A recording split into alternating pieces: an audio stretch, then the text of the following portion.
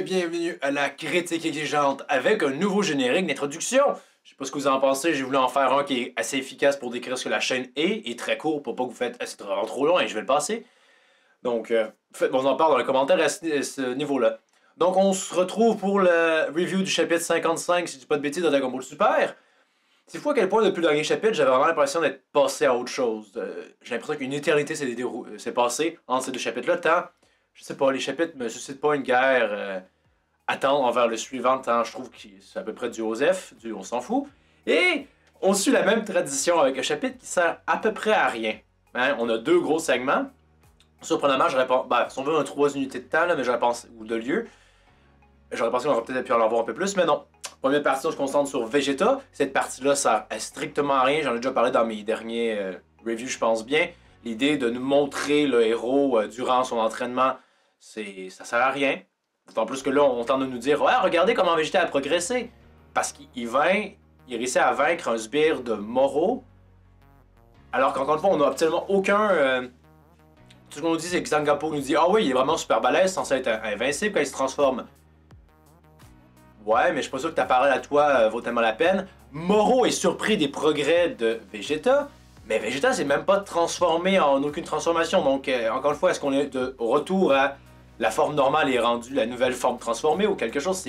On comprend pas vraiment, d'autant plus que Vegeta vainc aisément ce sbire, qui également est de la même race de Zarbon parce qu'il faut faire du fanservice, hein.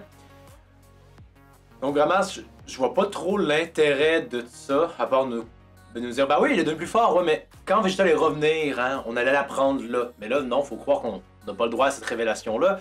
On va peut-être juste avoir la révélation de sa nouvelle technique, mais encore une fois, on a peut-être appris que c'est le fait de pouvoir se soigner. Donc, hein, est-ce qu'on peut avoir un petit suspense encore, s'il vous plaît? Faut croire que non, faut remplir et de mauvaise façon. Après coup, on a justement un passage avec Moro qui dit que Vegeta est devenu très fort, il va falloir que je booste mes limites pour être encore plus puissant. Ouais. D'autant plus que même, je me demande encore combien de planètes il bouffe parce qu'il doit plus en rester beaucoup. Encore une fois, aucune mention de Freezer. C'est. À ce stade-ci, c'est impossible. Ça n'a pas de sens que Freezer ne se rende pas compte que quelqu'un d'autre est en train de jouer dans ses plats de bande. Quelque chose qui ne fonctionne pas, à mon avis. Je trouve ça dommage qu'on semble vraiment juste se diriger vers confrontation finale sur la Terre avec aucun personnage Broly, Freezer. Non, ça va encore une fois juste du Goku Vegeta contre Moro. Avec peut-être des petits accompagnements de sbires de Moro contre Gohan et les autres. À voir. Maintenant, on a tout l'élément avec Merus qui, encore une fois, un Dragon Ball Super, un mystère qui, finalement, ne vaut rien. Juste, ah oui, je suis un ange et je m'en vais. Fini. Waouh! Incroyable, c'est... ça servait à quoi, ça? On espère que le personnage retourne plus tard et fasse quelque chose, mais... C'est fou à quel point... Oh! D'autant plus que bon... Finalement, il avait prévu de se battre littéralement contre Moro. Enfin, on dirait presque peut-être. Mais... Oh, c'est juste une révélation qui je vois pas trop l'intérêt. On fait juste éclipser le personnage de Merus. Un peu comme si on se rendait compte que comme moi, finalement, on sait pas trop quoi en faire. Ouais. Et donc Goku doit lui-même se rendre sur la planète Terre. Et voilà. C'est vraiment un chapitre qui servait à peu près à rien, juste à... Dans ce qui est vraiment concret, utile, régler le code Merus, mais on fait juste le tasser, un peu comme on a probablement tassé Boo et qu'on ne le reverra pas. Je peux encore croiser les doigts, mais je pense pas, hein, vu qu'on a dit qu'on peut plus le sceller, hein, Kaioshin n'est plus capable de faire ça. Donc, vraiment, on dirait plus que ça va être le Goku Vegeta Show, encore une fois. Je me souviens que l'année passée, on avait cette nouvelle arc qui commençait, et ça semblait donner un peu d'espoir. Là, on finit sur l'année, et vraiment, on est dans le Osef, on s'en fout complètement, je trouve.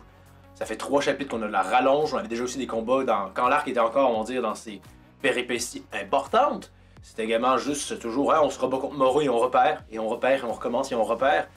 Donc c'est vraiment un chapitre, un arc qui me semble allonger artificiellement à fond la caisse. Et ça conclurait ce que j'ai à dire sur le chapitre, il n'y a pas grand chose à en dire. C'est bien dessiné, ouais. Des mouvements de Vegeta avec l'autre gars que je me souviens plus de son nom parce qu'on s'en fout.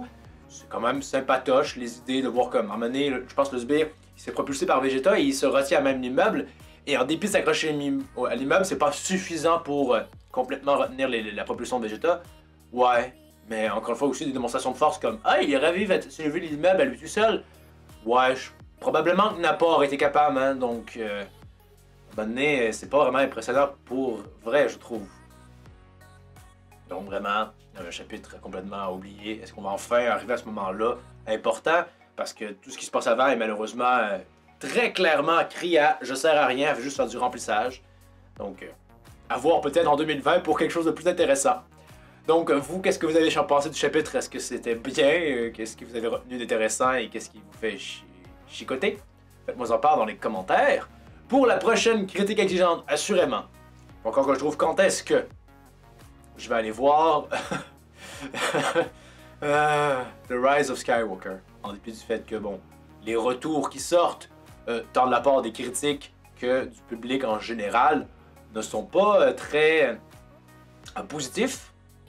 Il n'y a aucune surprise là-dedans, mais je vais quand même le faire, en dépit que, au fond de moi, et j'en reviendrai dans la vidéo en question, je sens que je me sentirais ô combien mieux si je n'allais pas le voir, parce que c'est probablement mauvais à ce point-là.